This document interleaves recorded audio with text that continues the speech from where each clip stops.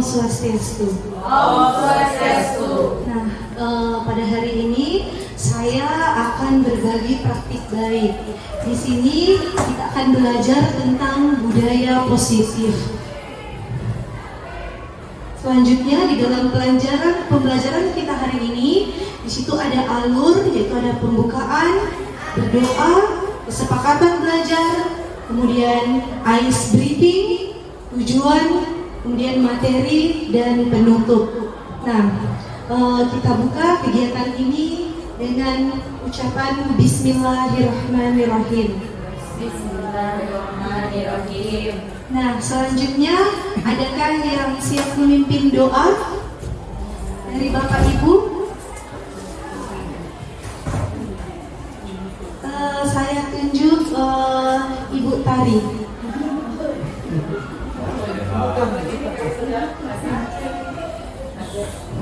Oke, Bapak Ibu Guru, sebelum kita memulai kegiatan, mari kita berdoa. Izinkan saya untuk membaca doa sesuai dengan kita, keyakinan yang saya alami. Kami berdoa. Bismillahirrahmanirrahim. Alhamdulillahirrahmanirrahim. Iya karena guru wa iya nasta'in. Ihdina shiratal mustaqim. Shiratal ladzina an'amta 'alaihim ghairil maghdubi 'alaihim. Luar biasa, terima kasih. Selanjutnya kita ada kesepakatan belajar. Nah, kesepakatan belajar kita itu yang pertama memperhatikan saat belajar. Bagaimana Bapak Ibu? Sepakat? Ya. Mengangkat tangan bila ingin bertanya atau menanggapi. Sepakat? Sepakat. Pertanyaan harus sesuai konteks, singkat, padat, dan jelas. Sepakat. Kemudian menyampaikan izin keluar bila ada keperluan di luar ruangan. Sepakat. Ya, terima kasih. Ada lagi yang ingin ditambahkan? Tidak bermain HP saat kegiatan belajar. Iya, bagaimana? Setuju. Terutama bermain game ya.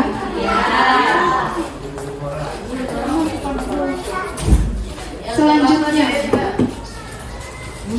tujuan pembelajaran kita di sini peserta memahami teori kontrol, kemudian motivasi intrinsik, nilai-nilai kebajikan universal, dan disiplin positif.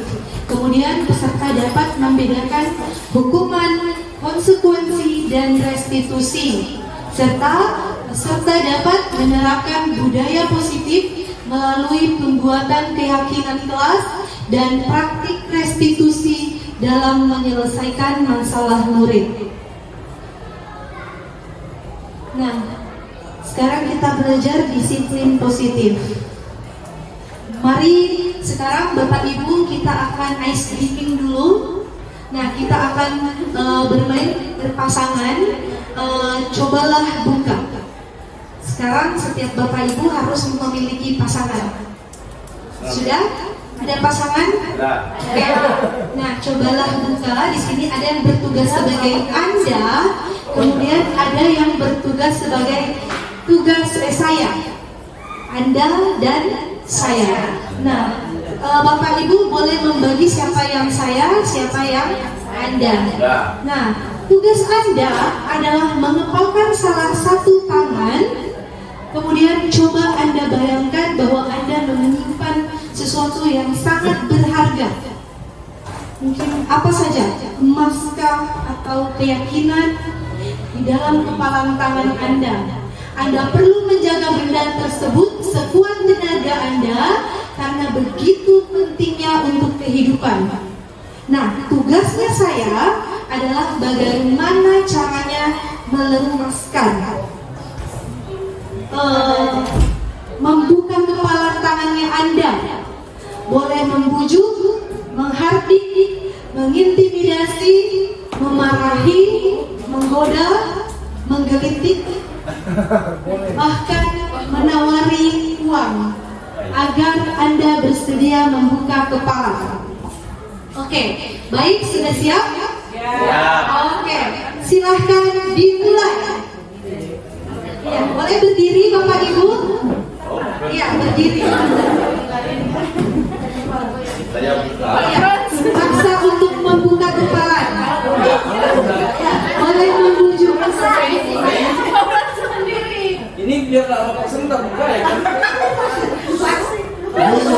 jomblo. Iya, apakah ada yang berhasil? Sudah? Iya. Yang Anda berusaha. Ya, boleh satu. Boleh dua.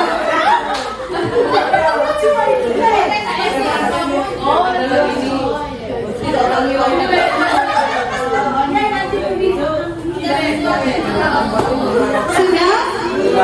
Sudah. Apakah ada yang oke, Bapak Ibu boleh duduk. Oke. Oke. Siapa yang berhasil membuka? Saya. Wah, luar biasa. Ibu juri lagi kan? Ya, luar biasa. Kemudian siapa yang kuat menahan? Wow, luar biasa. Mari kita lihat. Berdasarkan permainan, cobalah buka. Siapa yang memiliki kendali membuka tangan Anda? Saya sendiri. Iya, diri sendiri. Jadi kita memiliki kendali terhadap diri kita sendiri. Walaupun orang lain membujuk, memaksa, tetapi memukul, tapi yang memiliki kendali atas kontrol atas diri kita itu adalah diri kita sendiri. Nah, sekarang kita belajar teori kontrol, Bapak Ibu. Nah, miskonsepsi, ilusi guru mengontrol murid, ilusi bahwa semua penguatan positif, efektif, dan bermanfaat, ilusi bahwa kritik dan membuat orang merasa bersalah dapat menguatkan karakter. Kemudian ilusi bahwa orang dewasa memiliki hak untuk memaksa. Menurut Bapak Ibu bagaimana?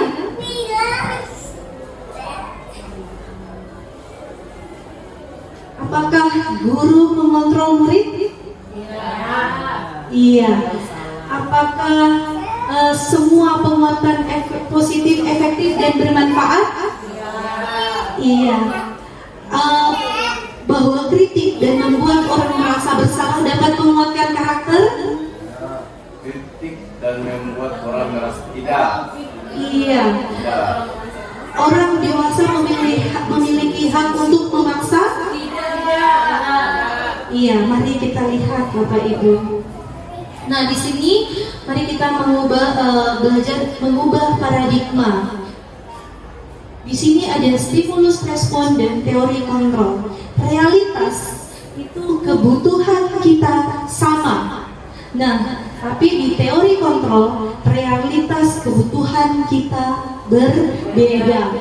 Semua orang melihat hal yang sama, tetapi setiap orang memiliki gambaran yang berbeda. Kita mencoba mengubah orang agar berpandangan sama dengan kita.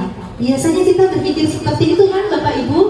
Nah, tapi di dalam teori kontrol kita berusaha memahami pandangan orang lain tentang dunia. Kemudian perilaku buruk dilihat sebagai suatu kesalahan. Padahal semua perilaku itu memiliki tujuan. Karena sering kita menyalahkan siswa, tapi kita tidak tahu apa motivasi atau tujuan dari siswa tersebut. Kemudian orang lain bisa mengontrol saya. Di dalam teori kontrol, hanya Anda yang bisa mengontrol diri Anda. Kemudian saya bisa mengontrol orang lain. Di dalam teori kontrol, Anda tidak bisa mengontrol orang lain. Pemaksaan ada pada saat bujukan gagal. Biasanya kita begitu melakukan pemaksaan pada saat kita gagal membujuk orang lain. Padahal kolaborasi, konsensus menciptakan pilihan-pilihan baru. Kemudian model berpikir menang kalah. Biasanya kita berpikir seperti itu. Padahal alangkah baiknya kita berpikir menang-menang, win-win. Iya, itu. Lanjut. Sekarang kita belajar makna disiplin. Menurut Bapak Ibu, apakah makna disiplin? Apakah dia yang bisa? Disiplin. Taat kepada aturan. Iya, taat kepada aturan. Apalagi? Kita sering mengucapkan kata disiplin. Ibu siap-siap tadi di apel juga menjelaskan disiplin. Mari kita lihat, ketika mendengar kata disiplin, apa yang terbayang?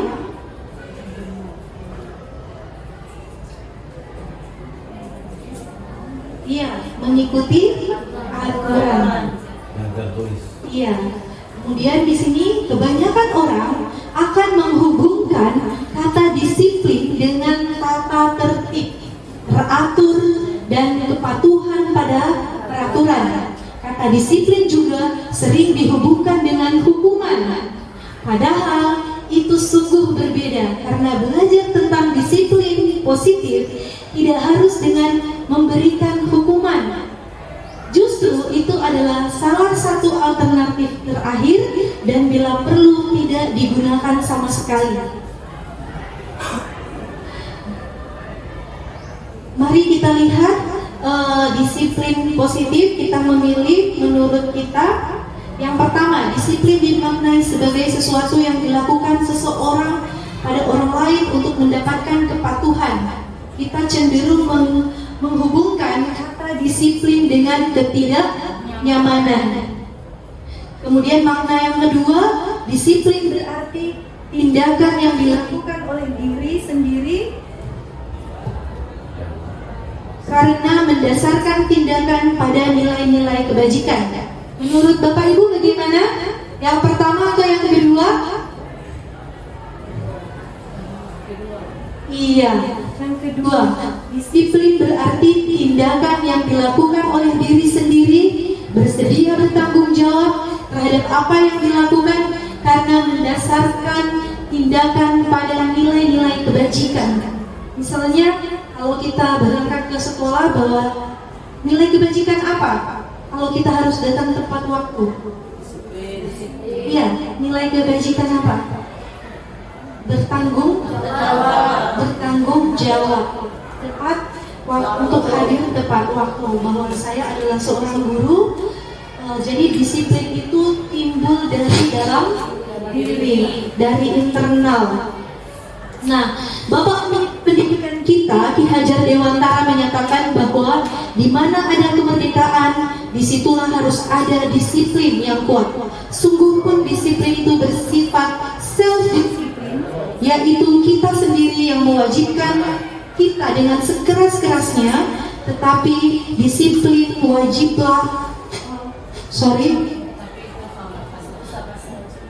tetapi itu sama saja, sebab jikalau kita tidak cepat melakukan self-disiplin, wajiblah penguasa lain mendisiplinkan diri kita, dan peraturan demikian itulah harus ada di dalam suasana yang merdeka.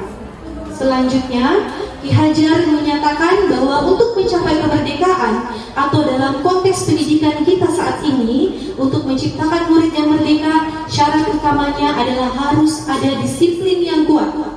Disiplin yang dimaksud adalah disiplin diri yang memiliki motivasi internal. Jadi kita harus memiliki disiplin yang dari dalam diri. Jika kita tidak memiliki motivasi internal, maka kita memerlukan pihak lain untuk mendisiplinkan kita atau motivasi eksternal, karena berasal dari luar, bukan dari dalam diri kita. Misalnya paling akhirnya itu adalah adanya hukuman atau konsekuensi. Maka makna disiplin yang dikemukakan oleh Ki Hajar Dewantara maupun Diane Dawson, di mana kedua pakar pendidikan mengartikan disiplin sebagai bentuk kontrol diri, yaitu belajar untuk kontrol diri agar dapat mencapai suatu tujuan mulia. Bapak Ibu, sekarang kita akan belajar tentang nilai-nilai kebajikan universal. Apakah ada yang sudah sudah tahu apa itu kebajikan universal?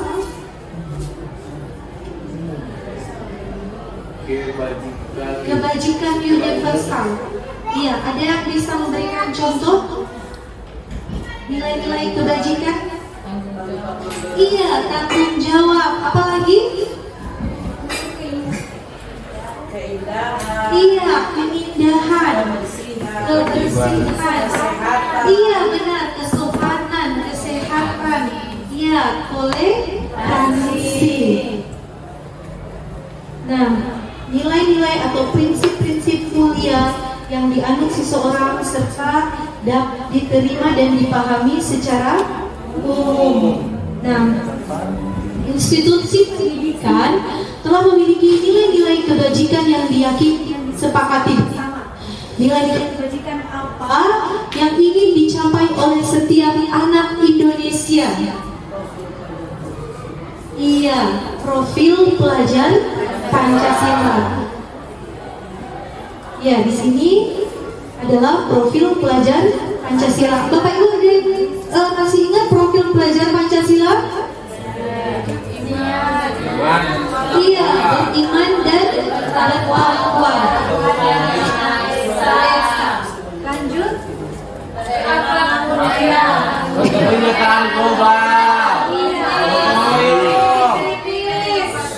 Iya, berpikir kritis dan inovatif. Menurut Anda, contoh-contoh perilaku yang menggambarkan nilai-nilai kebajikan universal. Contoh-contoh perilaku. Iya, membuang sampah pada tempat. Iya, apalagi kalau untuk akhlak. Iya, menghormati orang yang sedang beribadah, menghormati orang yang lebih tua. Biasanya kalau di sekolah kita apa yang kita lakukan? Berikan salam. Berikan salam, senyum, sapa, salam, sopan dan santun. Luar biasa Bapak Ibu guru hebat. Ya, di sini ada nilai-nilai kebajikan universal, ada mandiri, toleransi, menghormati orang lain, kerjasama, kejujuran, kebersihan, sopan santun, rasa percaya, tolong menolong, kreativitas, persatuan, keadilan, empati dan lain-lain. Nah, sekarang kita belajar tentang teori motivasi, hukuman, penghargaan dan restitusi.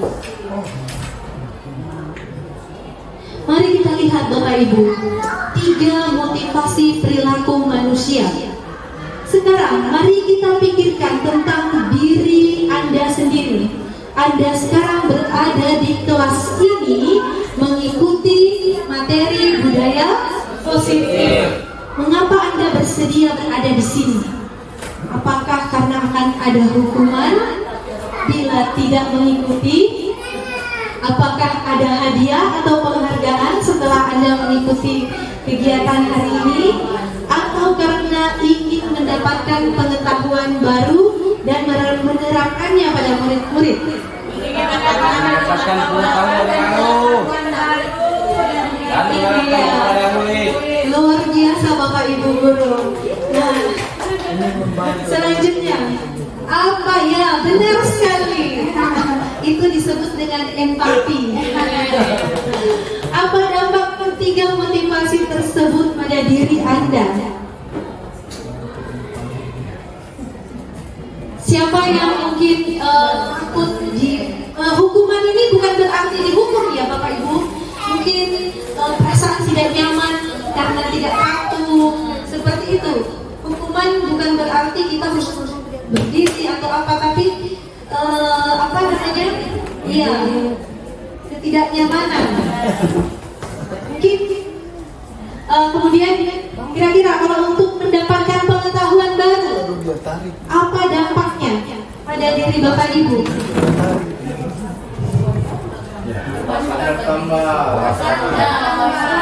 Iya, wawasan jadi bertambah.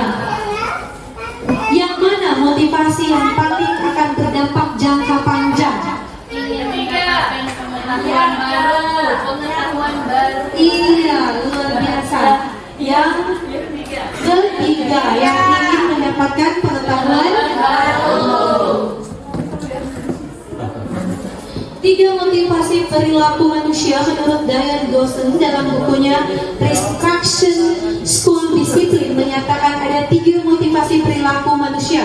Yang pertama, untuk menghindari ketidaknyamanan atau hukuman. Kemudian yang kedua, untuk mendapatkan imbalan atau penghargaan dari orang lain, seperti pujian mungkin. Kemudian untuk menjadi orang yang mereka inginkan dan menghargai diri sendiri dengan nilai-nilai yang mereka percayai. Mengapa kita melakukan sesuatu? Mari kita tanyakan kepada diri kita sendiri. Mengapa kita melakukan segala sesuatu? Apakah menghindari ketidaknyamanan? Benar? Tidak. Iya. Ingin mendapatkan pujian atau hadiah dari orang lain? Tidak. Atau kemauan sendiri? Iya. Ya, uang sendiri. Luar biasa Bapak Ibu. Termotivasi. Sudah memiliki motivasi internal. Nah, mari kita lihat. Di sini ada hukuman dan konsekuensi. Kita lihat kasus 1. Raffi terlambat datang 20 menit ke sekolah dan pelajaran biologi telah dimulai. Sesuai kesepakatan, guru biologi meminta Raffi untuk belajar di kelas selama 15 menit pada saat istirahat untuk mengejar ketertinggalan pelajaran. Apakah ini hukuman atau konsekuensi? Iya. Apakah ini hukuman? Konsekuensi. Ya, mari kita lihat lagi. Kasus 2. Di suatu sekolah sedang pelajaran olahraga. Saat itu beberapa murid yang tidak menggunakan pakaian olahraga tiba-tiba diminta oleh guru untuk duduk saja dan tidak mengikuti pelajaran olahraga. Apakah itu hukuman? Ya, luar biasa hukuman. Mari kita lihat. Semua ini. Disiplin dalam bentuk hukuman bersifat satu arah dari pihak guru yang memberikan dan murid hanya menerima suatu hukuman tanpa melalui suatu kesepakatan atau pengarahan dari pihak guru baik sebelum atau sesudahnya. Hukuman yang diberikan bisa berupa fisik maupun psikis. Murid atau anak disakiti oleh suatu perbuatan atau kata-kata. Sementara disiplin dalam bentuk konsekuensi sudah terencana atau sudah disepakati, sudah dibahas dan disetujui oleh murid dan guru. Umumnya bentuk-bentuk konsekuensi dibuat oleh pihak sekolah atau guru dan murid sudah mengetahui sebelumnya konsekuensi yang akan diterima bila ada pelanggaran. Pada konsekuensi, murid tetap akan dibuat tidak nyaman untuk jangka waktu pendek. Konsekuensi biasanya diberikan berdasarkan suatu data yang umumnya dapat diukur. Oke, selanjutnya, apa pendapat Bapak Ibu tentang memberi penghargaan kepada murid? Siapa yang bisa?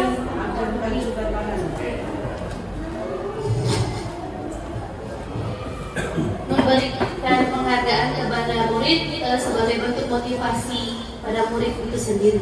Iya. Ada lagi? Sama? Pemberian penghargaan kepada murid sebenarnya baik, tapi memiliki satu efek samping, yaitu menimbulkan ketergantungan. Jadi jikalau nanti murid melakukan sesuatu dan tidak diberikan penghargaan, akan memberikan rasa kecewa. Ya, terima kasih. Luar biasa jawaban dari Bapak Ibu, dari Ibu Putri dan Ibu Ayah.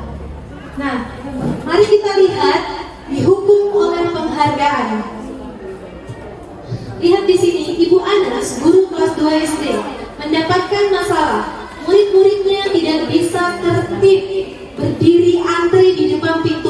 saya selalu berebutan masuk ke dalam kelas setelah jam istirahat usai. Akhirnya, Ibu Anas berpikir cepat dan mengandalkan stiker bintang.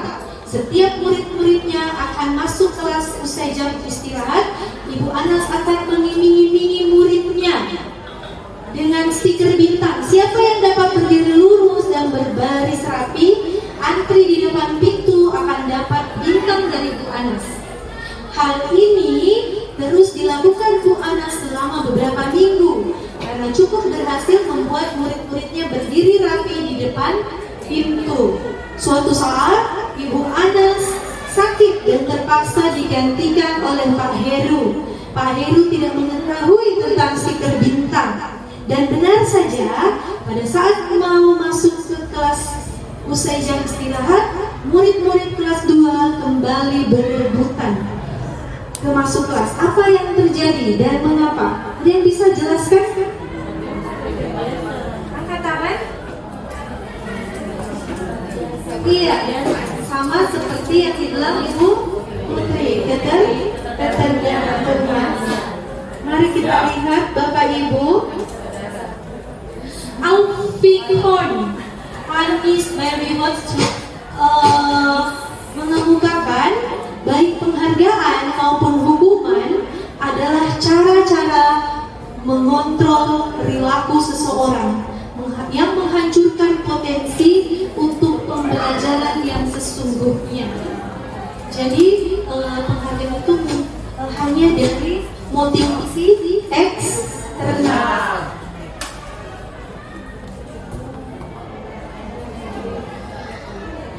Pengaruh jangka pendek dan jangka panjang.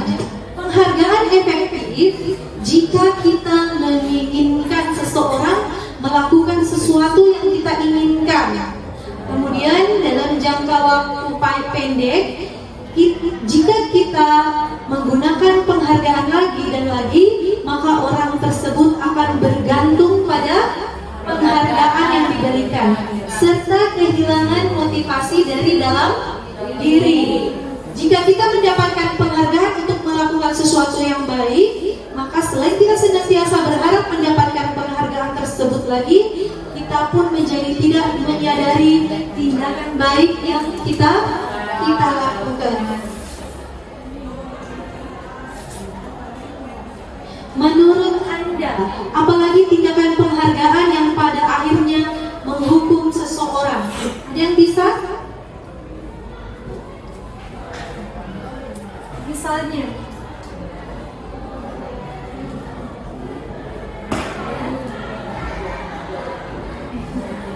ternyata penghargaan itu menghukum. Iya. Ada contoh, misalnya anak yang rajin di sekolah itu berikan penghargaan, dia kunci kelas. Iya. Dia bisa dapat penghargaan memegang kunci kelas. Padahal sebenarnya dia dihukum karena harus selalu datang lebih dulu dari teman-teman yang lain. Iya. Iya, benar sekali. Mari kita lihat Bapak Ibu. Penghargaan menghukum. Penghargaan menghukum mereka yang tidak mendapatkan penghargaan. Sama dengan kemarin ada penghargaan dari lomba kelas yang tidak mendapatkan merasa kecil, sakit hati, kita merasa terhukum, kita merasa bersalah. Iya. Kemudian memberikan penghargaan dan hukuman adalah hal yang sama karena keduanya mencoba mengendalikan perilaku seseorang. Kemudian karena orang pada dasarnya tidak suka dikendalikan dalam jangka waktu lama, penghargaan akan terlihat sebagai hukuman karena akan menjadi beban. Ketika saya selalu mendapatkan juara, saya akan terbebani. Kalau saya tidak mendapatkan juara, saya takut. Saya akan bagaimana kalau saya tidak dapat juara lagi? Dan saya akan merasa terbebani. Kemudian jika suatu penghargaan diharapkan, namun bisa dihukum. Seperti itu. Bisa paham Bapak Ibu? Luar biasa. Kita lanjut, motivasi intrinsik yang datang dari dalam diri. Seseorang saat seorang anak belajar untuk pertama kali menggabungkan huruf-huruf dan kata-kata serta menyadari bahwa ia dapat membaca, timbul pijar di matanya dan sebuah senyuman di wajahnya. Anak tersebut begitu gembira bahwa ia telah mempelajari dan menguasai suatu keterampilan baru. Kesadaran akan kemampuannya bahwa dia sudah dapat membaca sesungguhnya sudah merupakan sebuah penghargaan. Tetapi jika kita memberikan penghargaan kepada seorang anak pada saat ia sedang merasa bangga terhadap dirinya dengan pencapaiannya, maka kita mengambil kegembiraannya yang saat itu sedang ia rasakan secara alamiah. Iya, jadi biarkan anak-anak itu merasakan pencapaiannya, kebanggaannya terhadap apa yang telah dia dapat lakukan. Iya.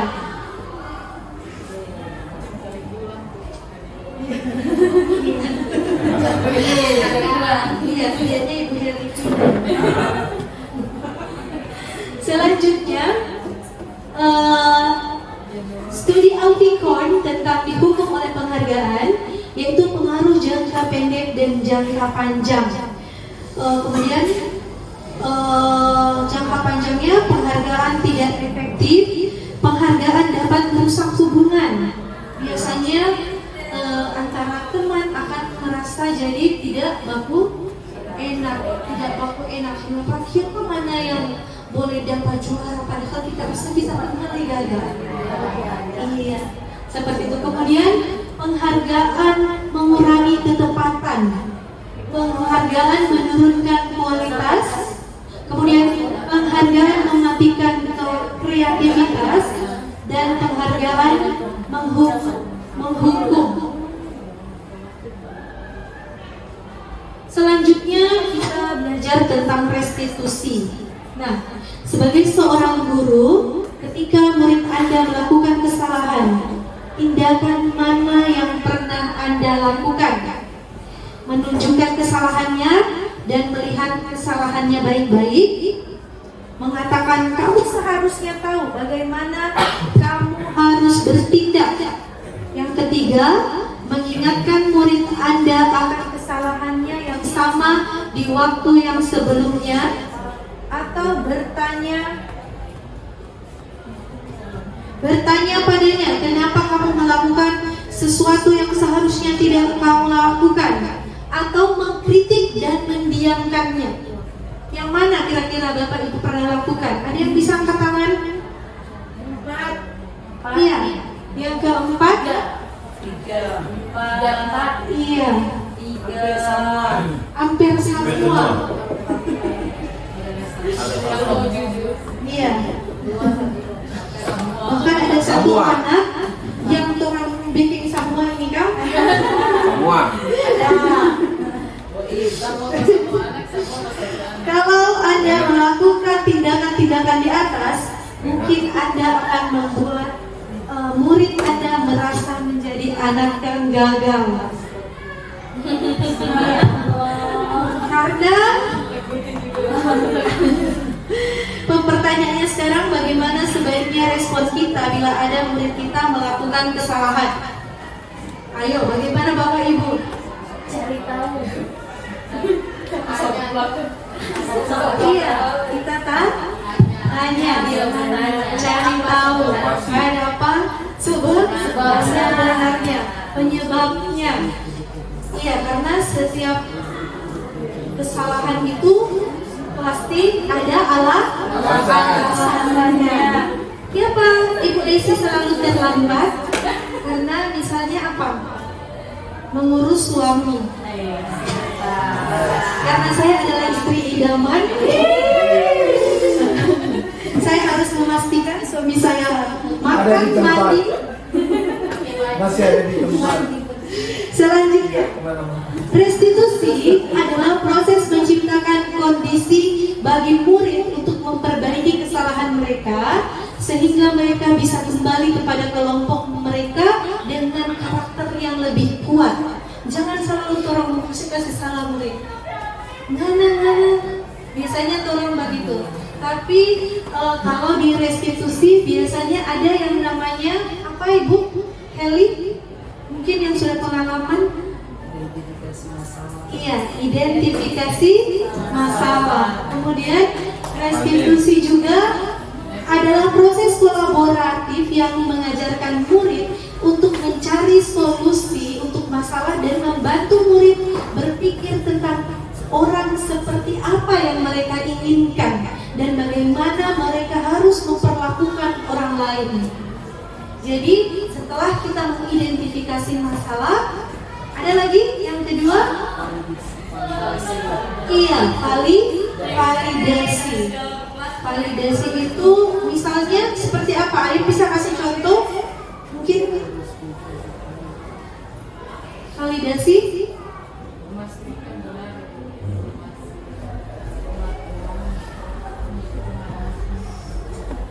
Iya, memastikan apakah tindakannya benar atau salah. Kalau menstabilkan identitas itu tadi yang pertama mencari tahu, kemudian kita menstabilkan identitas. Saya kasih contoh, misalnya begini Bapak Ibu, kenapa kamu misalnya bermain game? Kan mereka akan menjelaskan, ini Bu saya begini, wah pasti seru kan, Ibu lebih suka. Itu menstabilkan identitas. Atau biasanya orang bacurhat, teman bacurhat, itu orang akan mau jelas, yo kamu kita lagi marah kalau begitu. Nah itu menstabilkan identitas. Biasanya kalau murid berkelahi, soalnya Bu dia kata-kata pak kita jadi kita pukul pak dia. Iyo kita lagi, ibu lagi kalau dikata-katain pasti marah. Untungnya mana ndak lebih parah sampai berdarah-darah nak pukul dia.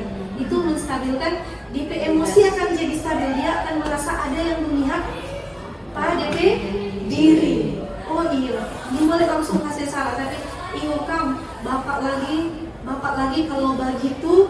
Tapi itu yang namanya menstabilkan identitas. Kemudian habis itu kita validasi. Tapi apakah tindakannya menurut Tari, apakah tindakannya Tari datang terlambat itu betul tidak? Tidak. Sebaiknya. Atau apakah tindakannya misalnya ayah memukul teman itu betul tidak? Kita tanya. Kemudian selanjutnya bagaimana kita tanya bagaimana cara mereka menyelesaikan masalah. Kira-kira apakah yang harus orang lakukan? Begitu. Misalnya mereka mungkin kita mesti lebih sabar, mesti lebih mengendalikan tapi diri. Begitu. Iya mungkin kita mesti minta maaf. Begitu. Kita tanyakan pada anak tentang bagaimana. Jadi anak-anak itu akan terbiasa mencari solusi masalahnya, akan bertanggung jawab dan mandiri. Seperti itu mungkin agak susah, tapi orang harus mencoba. Kemudian di sini restitusi akan dibahas lebih lanjut pada materi selanjutnya. Untuk melakukan restitusi kita perlu memperjelas nilai-nilai kebajikan. Jadi alhamdulillah di sekolah kita di SMA 3 itu kita sudah memiliki keyakinan sekolah itu adalah nilai-nilai kebajikan. Selanjutnya kita akan belajar tentang keyakinan kelas. Di sini mengapa keyakinan kelas? Mengapa bukan peraturan kelas? Apa pentingnya untuk budaya positif? Ayo Bapak Ibu, ada yang bisa jawab mungkin? Mengapa keyakinan kelas?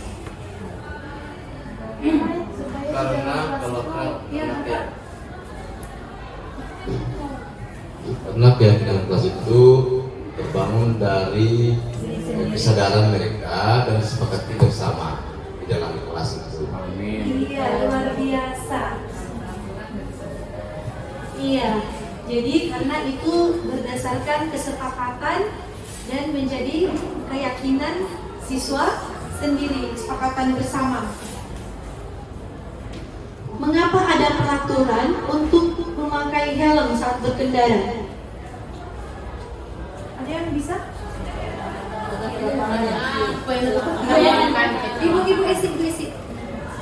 Agar tidak terjadi kecelakaan jalan. Iya, agar tidak terjadi kecelakaan. Apalagi? Untuk keselamatan. Iya, untuk keselamatan. Melindungi kepala. Iya, untuk melindungi kepala. Kemudian, mengapa ada peraturan dilarang membuang sampah sembarangan? Ibu Tari mungkin?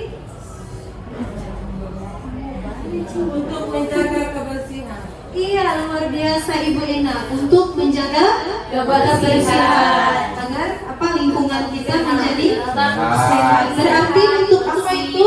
Supaya bersih dan tidak sehat. Kemudian indah. Iya, untuk keselamatan juga, tidak banjir, keselamatan lingkungan.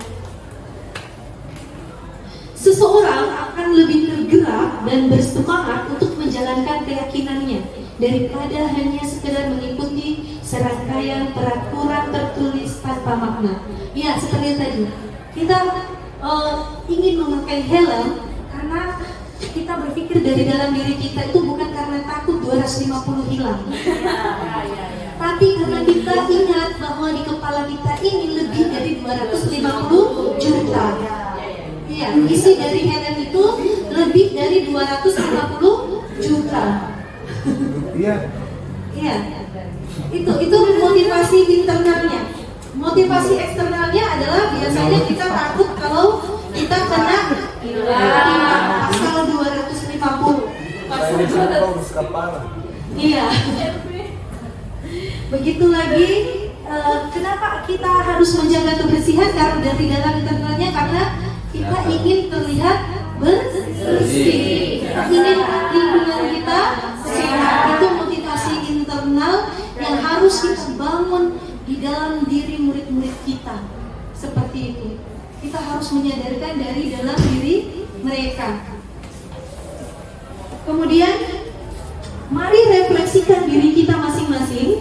Adakah keyakinan yang kita pegang teguh sehingga kita mau melakukannya tanpa diminta?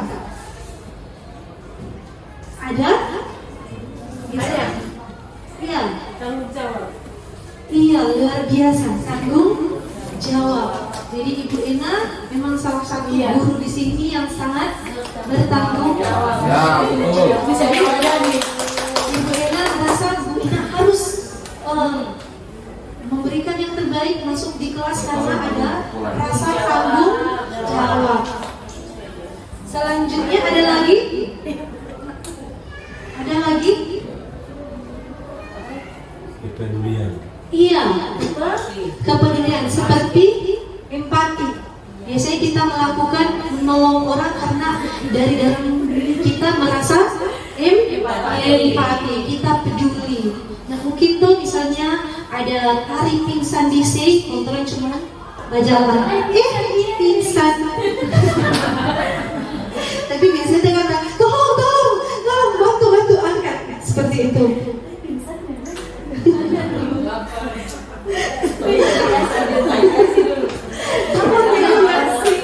Oke. Masih ingat tentang nilai-nilai kebajikan yang kita pelajari sebelumnya? Yang tadi masih ingat Bapak Ibu? Iya. Nilai kebajikan apa yang dituju? Misalnya, kembalikan barang ke tempatnya.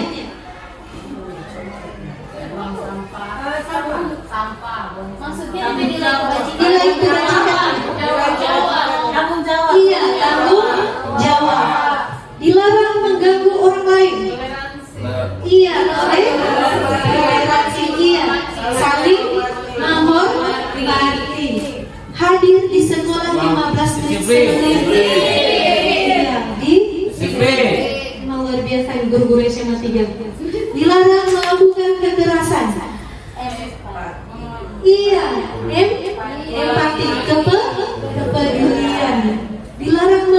Kesehatan. Biasa sekali Pak Victor. Ya. Kesehatan. Tangan.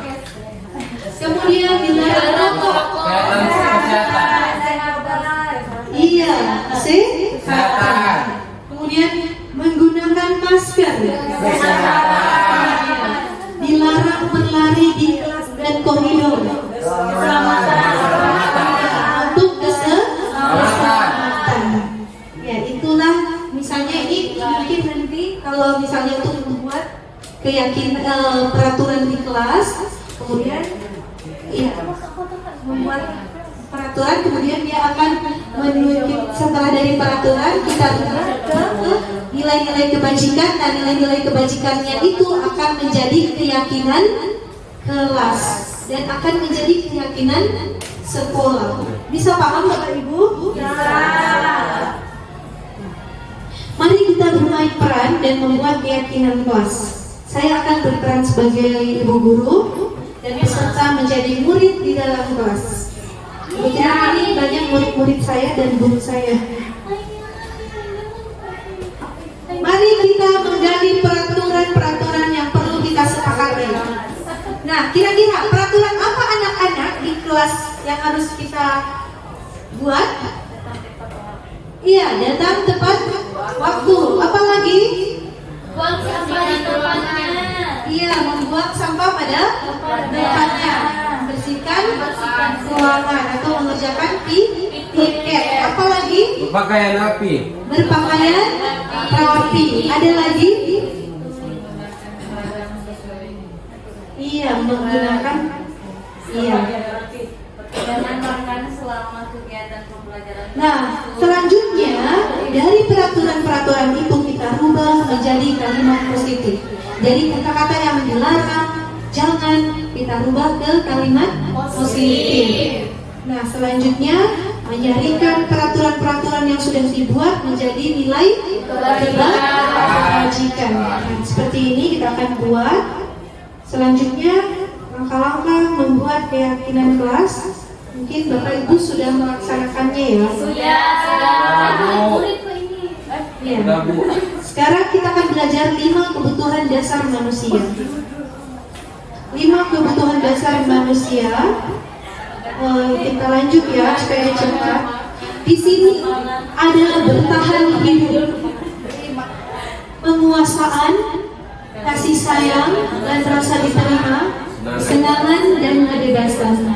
Biasanya dengan murid-murid kita itu mereka ada masalah, misalnya setengah mati belajar, mungkin mereka belum seperti itu.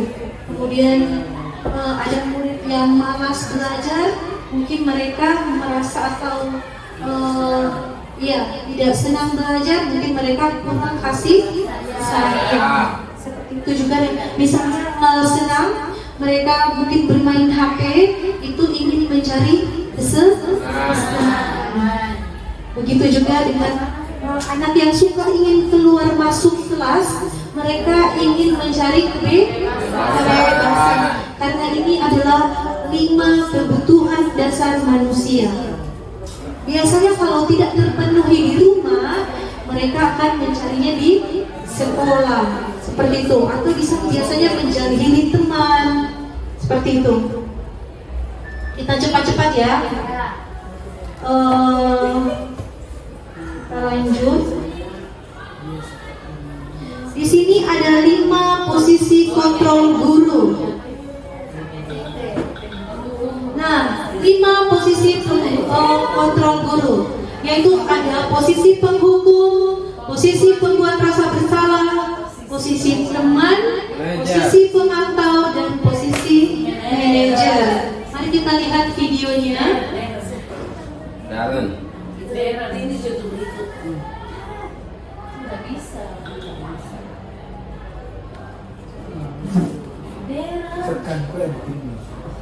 Bukan kata. Kenapa kamu terlambat?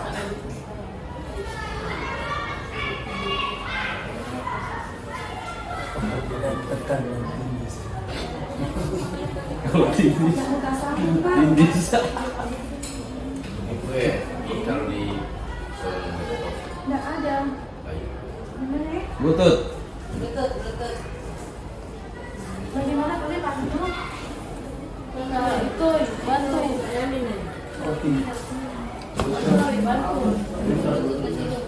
Soalnya itu ini kalau mau bantu.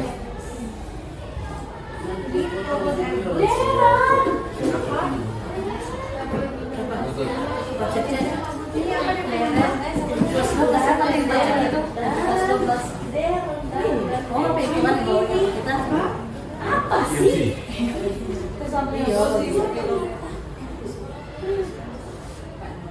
Mau jadi apa? Masuk ke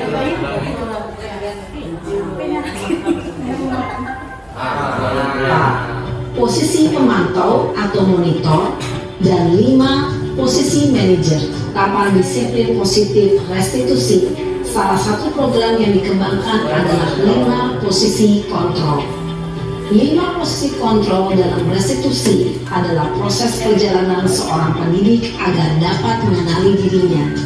Pada video kali ini, kita akan membahas tentang 5 posisi kontrol yang dikembangkan oleh Diane Gosser dan contoh penerapannya.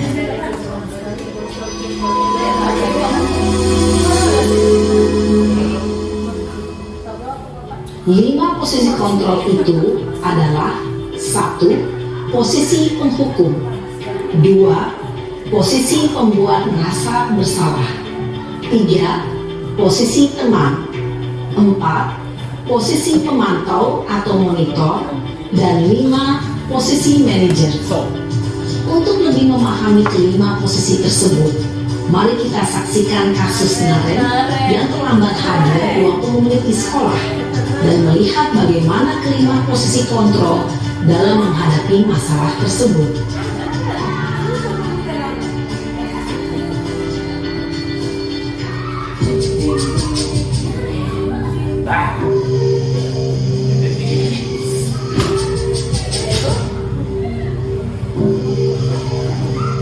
Naren! Sini kamu! Ayah ini. Resunya ada. Selamat pagi Bu. Selalu terlambat. Kamu deh, pasti terlambat. Maaf Bu, saya Apa? Apa coba? Alasan kamu apa lagi? Kapan sih kamu tidak terlambat? Malas sekali ya kamu jadi anak. saya Dasar pemalas. Gak kapok-kapok sih kamu. Sudah berapa kali terlambat? Sana, kamu keliling lapangan basket 2 kali. kenapa saya harus ke lapangan basket Bu? Kenapa? Kamu melawan ibu. Berani-beraninya jawab. Sudah terlambat, masih berani jawab pula. Sekarang, keliling lapangan basket 5 kali sekalian. Biar kapok. Cepat. Pergi sana ke lapangan basket. Posisi penghukum biasanya berbicara dengan nada tinggi, menghardik, menunjuk-nunjuk, dan menyindir. Hukuman bisa berupa fisik maupun psikis. Ibu dan bapak guru hebat. Dampak yang terjadi pada murid ketika guru berada pada posisi penghukum adalah murid cenderung akan memberontak, bahkan menyimpan dendam.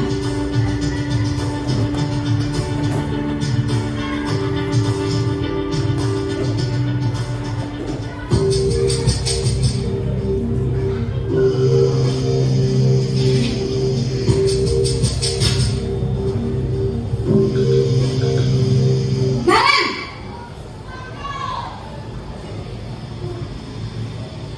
Selamat pagi Bu. Naren, kamu kenapa lambat lagi nak? Ya Tuhan Naren, kamu senang ya bikin ibu susah ya? Kalau kamu terlambat lagi, nanti ibu yang ditegur bapak kepala sekolah nak. Disangka ibu tidak bisa membina kamu. Duh, gimana ini? Maaf Bu, Duh Gusti Naren, kamu suka ya kalau ibu ditegur bapak kepala sekolah? Terus, sekarang ibu harus tulis apa yang di buku absen? Ini kamu sudah sering terlambat loh. Ibu harus apa coba? Maaf Bu, maaf sekali. Ya sudah, lain kali jangan bikin ibu susah lagi ya nak ya. Ibu tidak akan kuat lagi kalau kamu begini terus. Bisa jantungan kalau ibu tiba-tiba tak kelas sekolah. Sana cepat ke kelas. Maaf ya Bu, maaf sekali. Posisi pembuat rasa bersalah berbicara dengan nada tenang, cenderung lembut.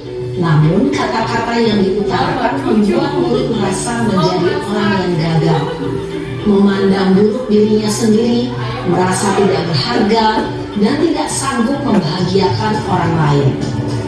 Ketika guru mengambil posisi pembuat rasa bersalah, murid akan menganggap dirinya yang bersalah dan ia akan menyimpan emosi negatif tersebut di dalam dirinya.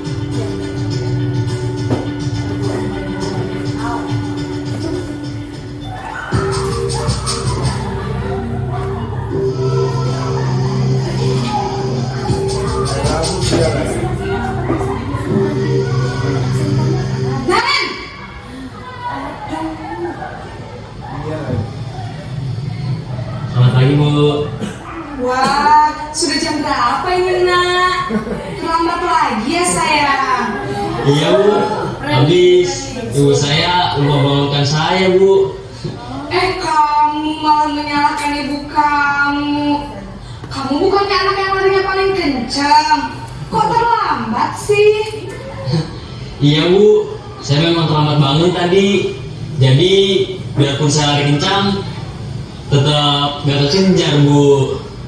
Ya sudah sana. Nanti lain kali larinya lebih kencang lagi ya. Biar gak terlambat lagi. Bikin seneng ibu. Demi ibu. Bisa kan? Bisa lah Bu. Ya sudah sana masuk kelas. Ibu beresin urusan absen kamu. Kamu ini ada-ada saja. Dalam posisi tenang, guru berbicara dengan nada suara ramah, akrab, cenderung bersenda gurau untuk menjaga suasana tetap santai. Murid akan merasa senang, aman, dan akrab dengan guru. Identitas yang tercipta adalah identitas sukses atau berhasil. Namun, perlu diingat, karena ini masih dorongan eksternal, maka ada faktor ketergantungan dari murid kepada orang tertentu. Di sini guru absennya, sehingga di lain waktu murid bisa berperilaku baik, namun hanya kepada orang-orang tertentu saja.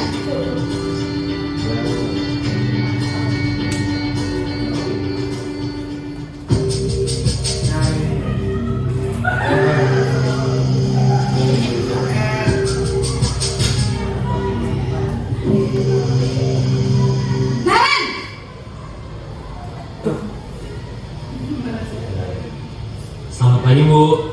Naren, apa peraturan sekolah kita tentang jam berapa kita harus masuk sekolah, nak? Kita harus di sekolah jam 7 Bu. Iya betul, sekarang sudah jam 7.20. Naren sudah tahu konsekuensinya jika terlambat hadir. Paham Bu. Saya harus tinggal kelas pas jam istirahat selama 20 menit. Iya benar, konsekuensinya demikian. Jadi nanti jam 9.30 pas istirahat, kamu harus tinggal di kelas, kerjakan tugas tambahan untuk ketertinggalan kamu, ya? Baik Bu. Posisi pemantau mengandalkan penghitungan atau data untuk mengontrol murid. Guru mengarahkan murid berdasarkan peraturan dan konsekuensi. Seorang pemantau menunjukkan bahasa tubuh dan ekspresi wajah yang datar dan cenderung formal.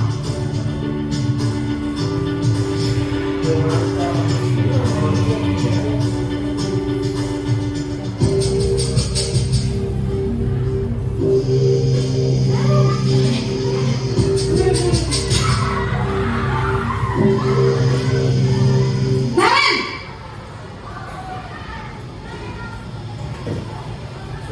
Selamat pagi Bu. Selamat pagi Naren. Maaf Bu, saya terlambat. Iya, sekolah masuknya jam 7, sekarang sudah jam 7.20. Jadi sekarang bagaimana nih Naren? Maaf Bu, saya lupa setel alarm saya semalam. Baiklah, menurut kamu, keyakinan sekolah yang mana yang perlu kamu tingkatkan? Menghargai diri sendiri dan orang lain mungkin ya, Bu. Setuju. Jadi, apakah Naren meyakini prinsip saling menghormati tersebut? Iya, Bu. Saya meyakininya. Apakah Naren bersedia memperbaiki masalah keterlambatan ini? Bersedia, Bu. Bagaimana kamu akan perbaiki masalah keterlambatan ini? Saya akan coba untuk tidak lupa menyetel alarm saya, Bu.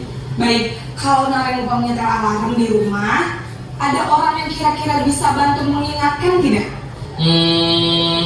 Ada, Bu. Kakak saya, Kak Emma. Ada lagi selain Kak Emma? Selain Kak Emma, ada ibu saya. Baik, jadi yang mengingatkan Naren adalah Kak Emma dan ibu kamu ya? Kira-kira akan mulai set alarm kapan nih Naren? Setelah pulang sekolah, akan segera saya lakukan. Baik, jadi Naren akan setel alarm untuk bangun besok pagi dan akan diingatkan oleh kakak dan ibunda Naren ya. Ada lagi yang mungkin perlu dilakukan Naren agar tidak terlambat bangun lagi? Tidak ada, Bu. Baik Naren, terima kasih untuk kerjasama kamu. Sekarang kamu perlu kembali ke kelas untuk belajar. Baik, Bu. Terima kasih. Posisi manajer adalah posisi kontrol yang disarankan untuk membimbing murid memiliki sikap disiplin yang positif, yaitu murid yang mandiri, bertanggung jawab, dan dapat memecahkan masalah. Tujuan dari posisi ini adalah agar murid dapat berefleksi atas tindakannya. Guru akan dengan tulus memberikan pertanyaan-pertanyaan bermakna, sehingga membuat murid dapat belajar dari kesalahannya dan mencari sebuah solusi untuk menyelesaikannya. Ibu dan bapak guru hebat, setelah mengamati adegan kelima posisi kontrol tadi, kira-kira posisi mana yang paling ideal? Posisi mana yang dapat menunjang motivasi intrinsik murid? Ya, tentu posisi manajer. Posisi ini memang posisi ideal yang ingin dituju setiap pendidik. Pada posisi inilah, guru dapat menerapkan disiplin positif yang berpihak pada murid, yang memerdekakan murid. Perjalanan seorang pendidik tentunya tidak mudah untuk sampai pada posisi seorang manajer. Namun, tujuan kita pasti, yaitu menciptakan murid-murid yang mandiri, merdeka, dan bertanggung jawab. Semoga penggambaran 5 posisi kontrol yang telah diperlihatkan ini dapat menjadi ajang refleksi bagi kita semua, agar dapat terus mengasah dan menerapkan disiplin positif yang memerdekakan murid. Mari terus berlatih dan bersemangat. Selamat menerapkan. Salam dan bahagia Ibu dan Bapak Guru hebat. Iya, itulah tadi videonya.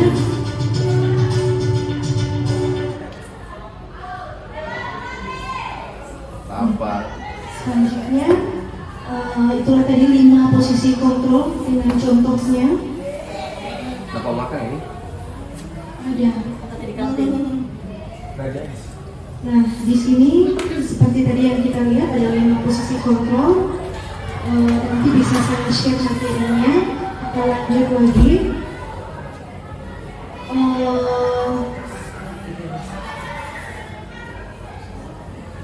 Kita akan belajar segitiga restitusi. Dan seperti tadi saya jelaskan, yaitu proses penyelesaian masalah murid yang dapat dilakukan agar dapat menjadikan murid memiliki kemandirian, tanggung jawab, dan ini adalah tahapan-tahapan. Yang pertama tadi yang sudah saya jelaskan yaitu menstabilkan identitas. Selanjutnya validasi tindakan yang salah. Kemudian menanyakan keyakinan. Yang tadi yang ada di posisi kontrol manager. Nah, di sini kita lihat menstabilkan identitas. Setiap orang pasti pernah melakukan kesalahan. Jadi itu dulu yang biasanya kita sampaikan. Tidak apa-apa, setiap orang pasti pernah melakukan kesalahan. Kamu bukan satu-satunya yang pernah melakukan ini. Atau misalnya kalau ini wah sangat seru ya bermain, pasti pasti ibu juga suka seperti itu. Kemudian untuk validasi tindakan yang salah, kamu tentu punya alasan mengapa kamu melakukan itu. Mereka pasti siswa akan menjelaskan, iya bu, soalnya begini tadi tidak sengaja begini. Kemudian adakah cara yang lebih efektif untuk mendapatkan apa yang kamu butuhkan? Kalau misalnya ada biasanya siswa kalau SD bisa merampas makanan teman itu karena kebutuhan rasa bertahan hidup, lapar. Tapi kalau misalnya siswa SMA biasanya apa ya? Penguasaan. Kira-kira bagaimana kamu supaya misalnya kayak Ibu Helivina, anak Ibu Helivina senang berkelahi, Ibu Helivina memberikan solusinya adalah mengikuti latihan boxing. Seperti itu. Kemudian menanyakan keyakinan. Kita menanyakan keyakinan kelas apa yang telah kita sepakati. Seperti itu. Atau kamu ingin menjadi orang yang seperti apa? Biasanya saya sudah mulai menerapkan sedikit. Di sini saya menanyakan, apakah kamu ingin menjadi orang yang sukses atau kamu ingin cita-citamu apa? Oh, saya ingin begini. Oh, berarti kamu harus rajin ke sekolah. Tidak boleh ada alfa lagi karena itu adalah tahapan yang harus siswa tersebut lalui. Oke. Selanjutnya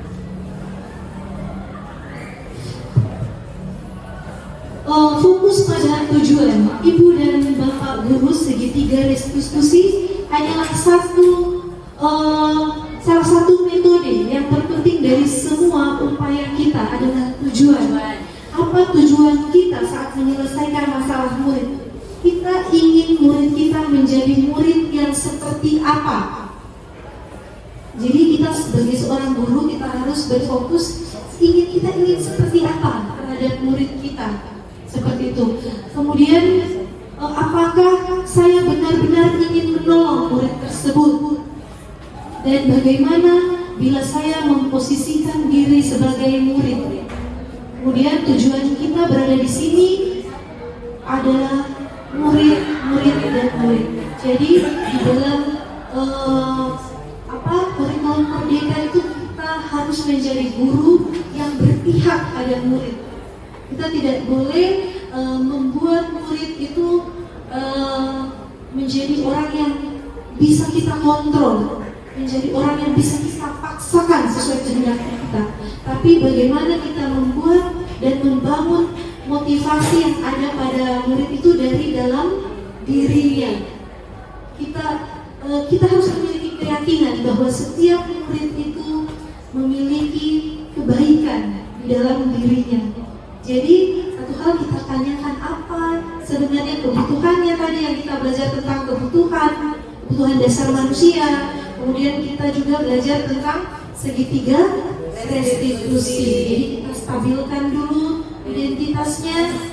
Kemudian setelah itu kita melakukan validasi dan menanyakan keyakinan agar kita bisa menjadi guru-guru yang berpihak pada murid. Seperti filosofi pendidikan dari Ki Hajar Dewantara bahwa kita murid itu adalah benih. Kita sebagai seorang guru adalah petani. Kita adalah petani. Benih itu akan menjadi tanaman yang subur atau tidak, itu tergantung dari petaninya. Itu tergantung dari petaninya. Apakah dia bisa akan tumbuh menjadi bibit yang unggul dan bisa kita panen atau tidak, itu tergantung dari gurunya. Nah, kita belajar sekarang bagaimana kita menjadi seorang guru yang bisa menuntun murid-murid kita. Jadi tugas guru itu adalah apa, Bapak Ibu? Menuntun murid-murid sesuai dengan potensi yang ada pada murid-murid kita, sesuai dengan potensi yang ada, sesuai dengan kodratnya, bahwa wah ini anak sangat hebat misalnya di olahraga. Mari kita tuntun dia supaya dia menjadi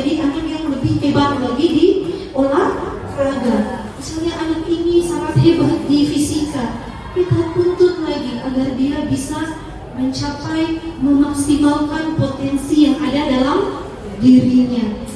Mungkin,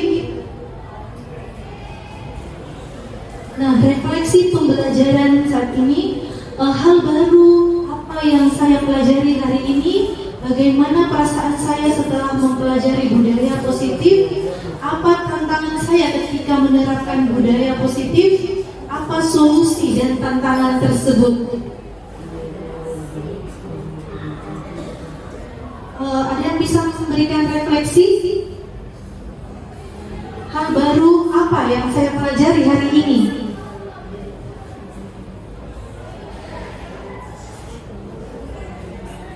Ada?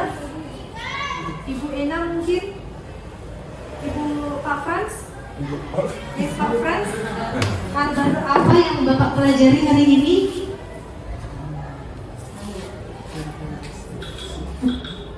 Terima kasih atas kesempatan. Kalau hal baru ini sebenarnya kalau nggak salah sudah ketiga ya. Yang pertama tentu di BNN. Dan memang ya kalau tidak diingat-ingatkan seperti ini memang lupa sama sekali. Dan kebiasaan dari sebelumnya tetap go on. Jadi mungkin ini yang sangat baik, harus diingat-ingatkan kembali. Dan memang kebetulan saya sudah mengalami dan tetap belum move on dengan cara-cara yang sudah ada luar saya. Dan memang timbul juga pertanyaan kepada saya, kalau memang betul-betul menjadi guru harusnya seperti ini. Tapi yang pertanyaan sekarang, apakah kalau di sekolah atau di rumah akan sinkron sama-sama ketika kita menyelesaikan atau mendidik seorang anak atau menyelesaikan permasalahan atau problem yang ada di sekolah akan seiring dengan apa penanganan atau pendidikan yang ada di keluarga. Karena terus terang selama di keluarga tidak sama-sama dengan keluarga tidak tahu permasalahannya, jadi memang jalan keluarnya guru juga harus home visit ya. Kalau memang ada kasus atau masalah-masalah yang akan dihadapi. Nah, kembali pertanyaan ini, apakah cukup waktu kalau kita akan menangani siswa-siswa yang sudah kita yang akan tangani. Jadi itu mungkin yang hal baru yang harus diselesaikan dan harus meminimalisir supaya tugas sebagai seorang guru untuk mengarahkan siswa atau mendidik seorang siswa kendati pun dia bermasalah secara sosial dan di keluarga termasuk di pelajaran. Dan sampai saat ini saya masih menangani yang seorang siswa yang tidak mau menghadap. Jadi dengan adanya informasi seperti ini seorang guru harus berinisiatif untuk mencari jalan keluar supaya menyelesaikan masalah.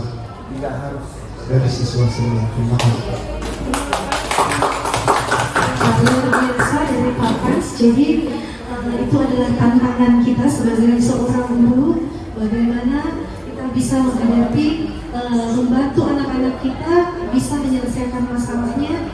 Begitu juga masalah yang sudah ada dari di keluarganya. Mungkin kita juga bisa membantu orang tua agar mereka bisa mendapatkan ilmu parenting, karena memang sangat banyak orang tua yang tidak memahami ilmu parenting, sehingga mereka biasanya melakukan pembiasaan yang membuat anak itu memang sudah menjadi karakternya dari rumah, dari asalnya. Nah, kemudian bagaimana perasaan saya setelah mempelajari budaya positif? Ada?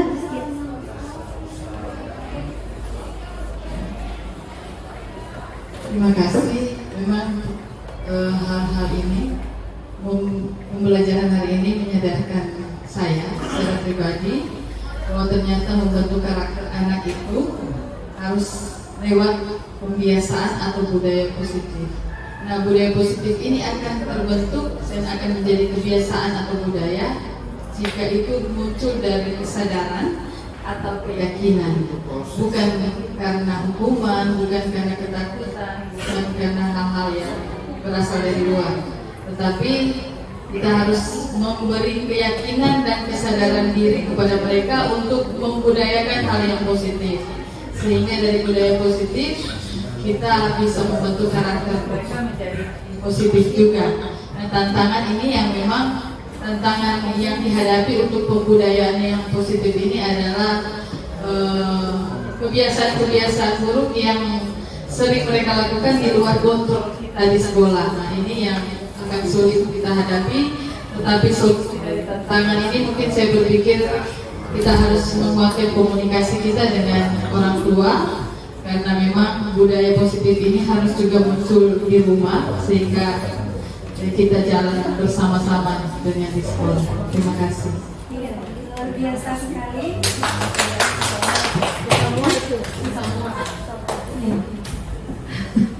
Apa solusi tantangan tersebut? Iya, sudah. Jadi bagaimana kita seorang guru memang harus terus untuk mengembangkan orang diri dan kemampuan. Memang guru itu harus multi talent, multitasking. Kadang jadi guru profesor di depan kelas, kadang kita juga harus menjadi psikolog bagi siswa dan DP orang tua. Iya, seperti itu. Nah, aksi nyatanya nanti membuat keyakinan kelas sudah kita lakukan. Nah, mencoba melakukan praktik restitusi. Boleh, Bapak Ibu? Nah, itu memang yang waktu saya mendapatkan ilmu restitusi ini, saya yakin banyak Bapak Ibu guru yang belum tahu, ya, karena waktu itu belum terlalu fokus, tapi saya mencoba ke beberapa murid dan alhamdulillah itu berhasil. Anak-anak kita timbulkan rasa kesadaran dari dalam dirinya, seperti itu. Kita tidak boleh menyalahkan murid. Kita memberikan keyakinan kepada mereka. Kalau saya di awalnya, biasanya saya katakan, saya yakin kamu adalah anak baik. Saya yakin kamu istimewa. Kamu adalah kebanggaan orang tua. Jadi itu menstabilkan identitas, tidak apa-apa berbuat salah. Bahkan penunggu lampu saja harus melakukan ribuan kali kesalahan untuk menerangi bumi. Iya, seperti itu. Terima kasih. Terima kasih. Assalamualaikum. Apabila ada salah dan kurangnya, saya minta maaf. Assalamualaikum warahmatullahi wabarakatuh. Waalaikumsalam warahmatullahi wabarakatuh. Selamat pagi. Om Swastiastu. Om Santi Santi Santio.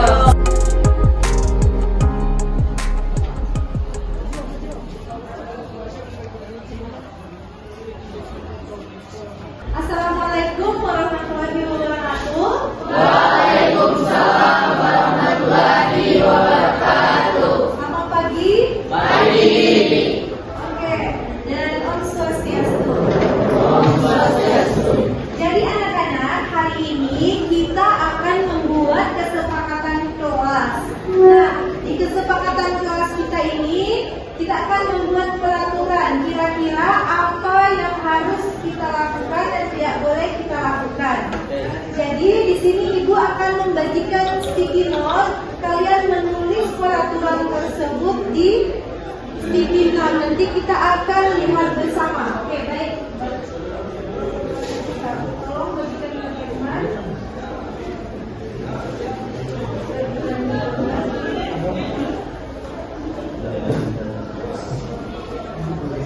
Bagi ke teman deh. Ada berapa bulan itu? Jadi kesepakatan yang telah kita buat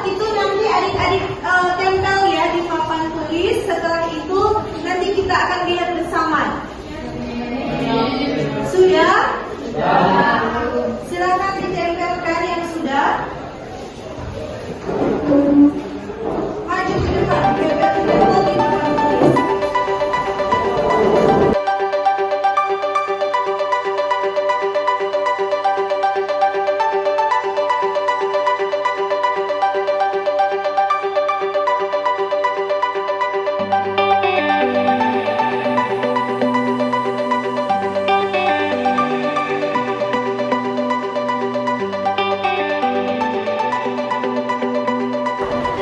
Oke, jadi dari peraturan kelas yang kalian buat, mari kita baca bersama. Tidak boleh makan di kelas. Oke. Tidak makan di kelas. Kemudian yang kedua, ini sama, ini jangan tidur di dalam kelas.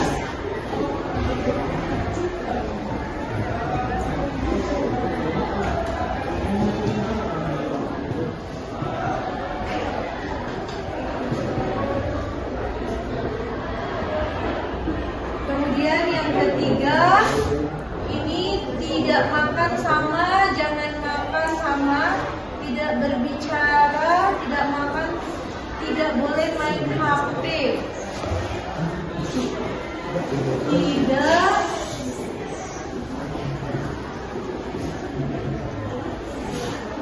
bermain HP saat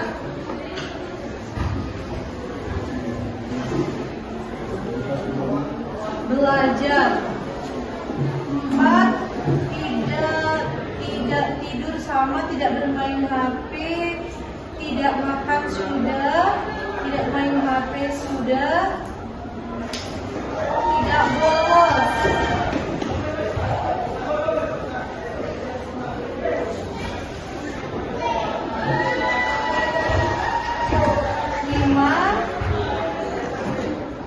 Tidak tidur, tidak membuang sampah.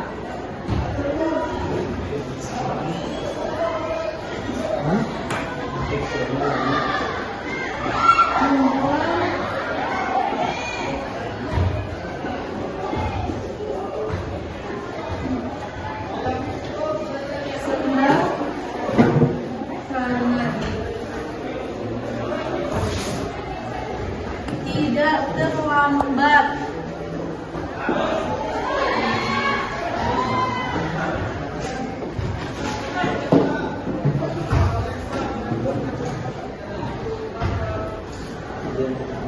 Yang ketujuh ini tidak berbicara saat guru mengajar, berarti tidak ribut ya.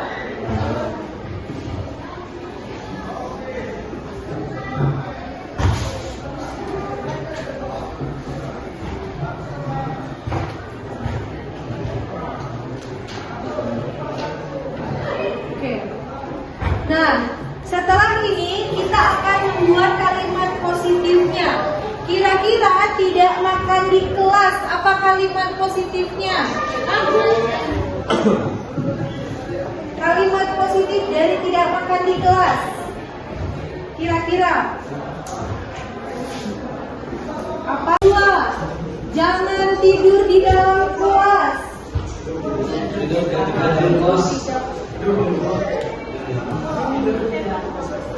Ya? Tidur di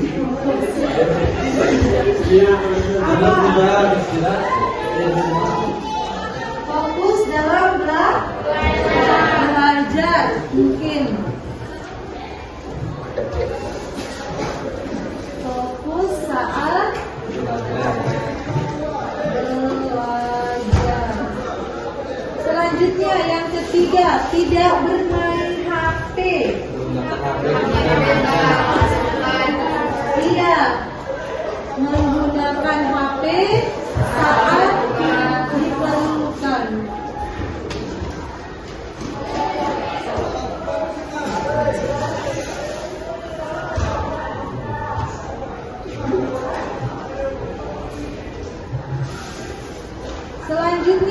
keempat, tidak bolos.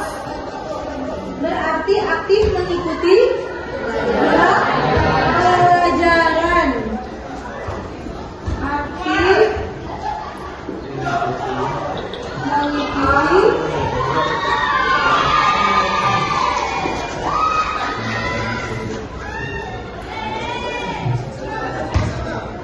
selanjutnya,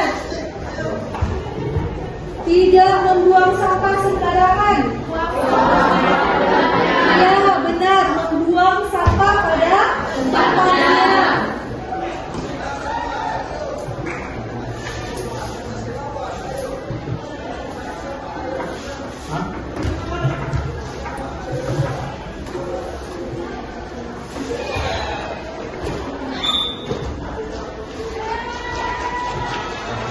Kemudian yang keenam, ya benar, tidak terlambat. Kalimat positifnya adalah datang tepat waktu. Benar sekali, datang.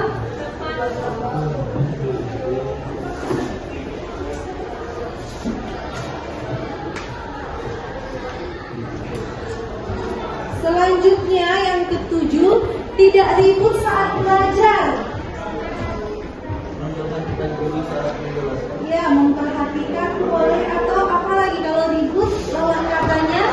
Diam atau tenang. Tenang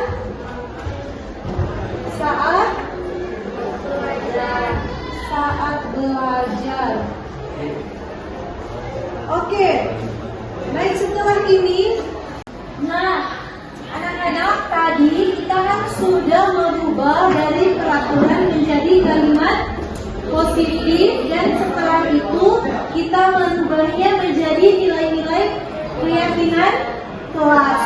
Nah, sekarang mari kita lihat, kita membuat tabel T. Nah, di tabel T ini ada tampak seperti dan tidak tampak seperti. Nah, kalau ketika makan di jam istirahat itu tampak seperti apa? Kita siswa makan saat jam istirahat.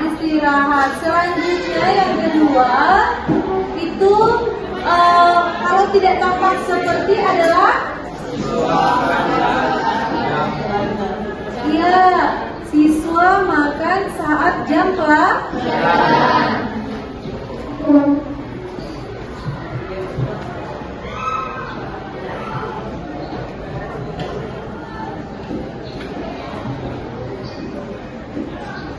Selanjutnya, fokus saat belajar. Itu tampak seperti siswa ya, siswa memperhatikan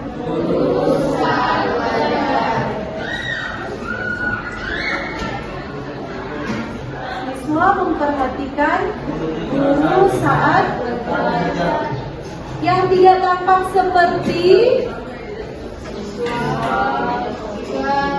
siswa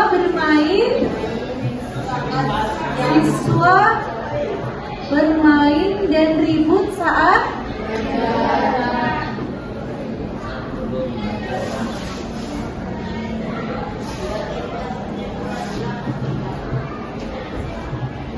nah, selanjutnya yang ketiga apa? Menggunakan HP saat diperlukan. Itu berarti siswa tampak seperti apa?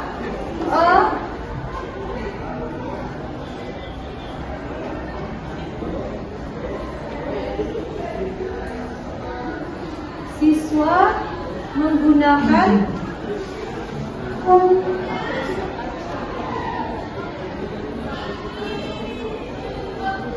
handphone saat diperlukan.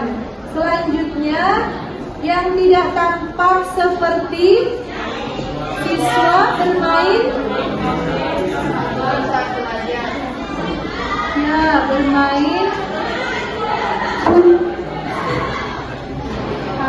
saat belajar. Selanjutnya yang keempat yaitu ya berarti siswa ya senang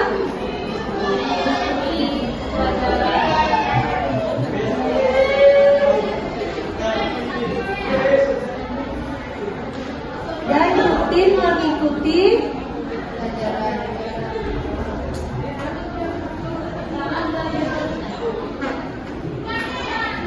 kemudian yang tidak tampak seperti berarti siswa keluar masuk.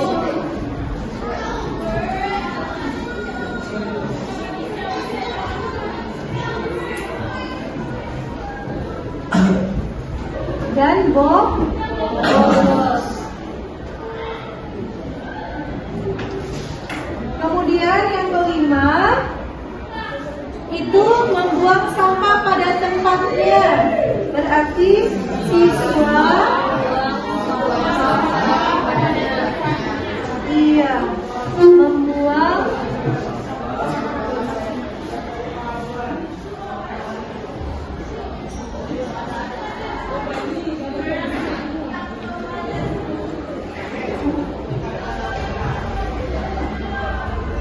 kemudian tidak tampak seperti siswa membuang sampah sembarangan. Iya benar, siswa membuang sampah sembarangan.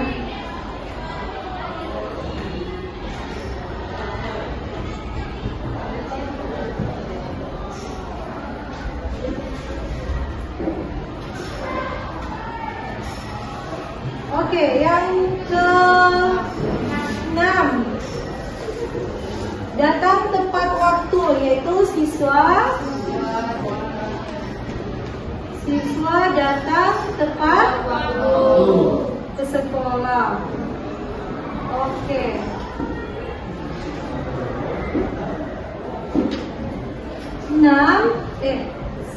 Berarti kalau tidak tampak seperti siswa sering ya, siswa sering terlambat.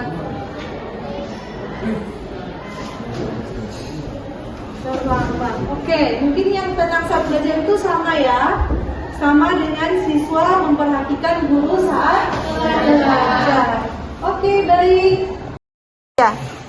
Oke, baiklah. Tadi kita sudah menentukan apa yang tampak seperti dan tidak tampak seperti. Nah, sekarang adik-adik, anak-anak kita akan membuat tabel Y. Nah, di tabel Y itu adalah bentuk dari tugas-tugas kalian, bentuk dari apa yang akan kalian lakukan. Misalnya yang kalian lakukan terdengar seperti apa, kemudian terlihat dan berperilaku. Kira-kira untuk menjaga kebersihan itu terdengar seperti apa? Siapa yang bisa? Ya, silahkan. Luar biasa.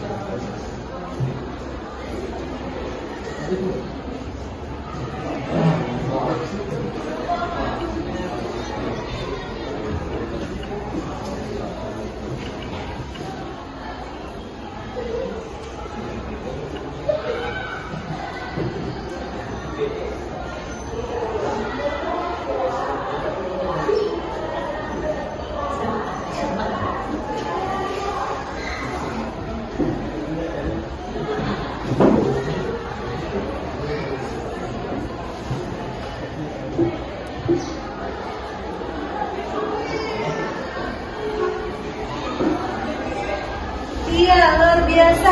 Jadi yang terdengar adalah untuk menjaga kebersihan itu kalian harus saling mengingatkan. Misalnya teman-teman, mari membuang sampah pada tempatnya. Kemudian mari membersihkan kelas bersama. Selanjutnya yang terlihat, kira-kira terlihat seperti apa? Ya, silakan. Luar biasa.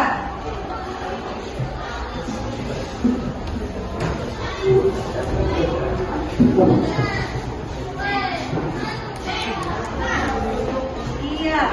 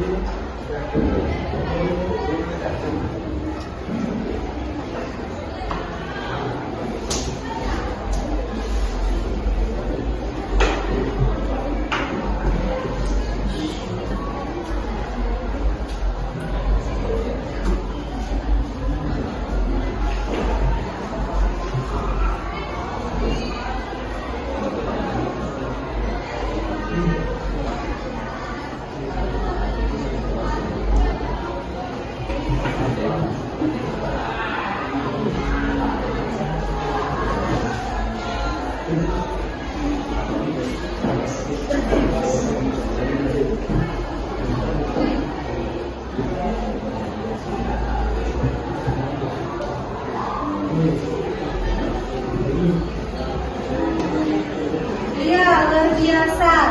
Nah, yang terlihat itu semua siswa saling mengingatkan untuk membuang sampah pada tempatnya. Kemudian yang kedua, bekerjasama menjaga kebersihan. Nah, selanjutnya siswa berperilaku seperti apa? Sama yang bisa? Ya, luar biasa. Maju.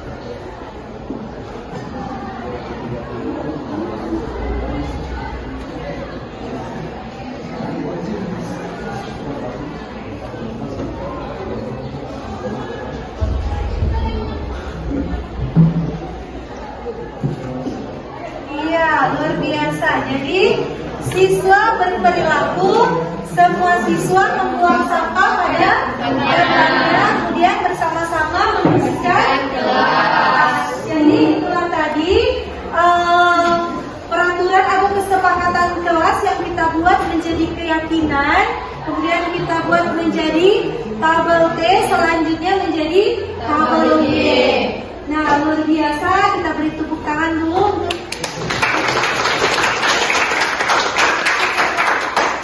Assalamualaikum warahmatullahi wabarakatuh. Waalaikumsalam warahmatullahi wabarakatuh. Dan selamat pagi. Pagi.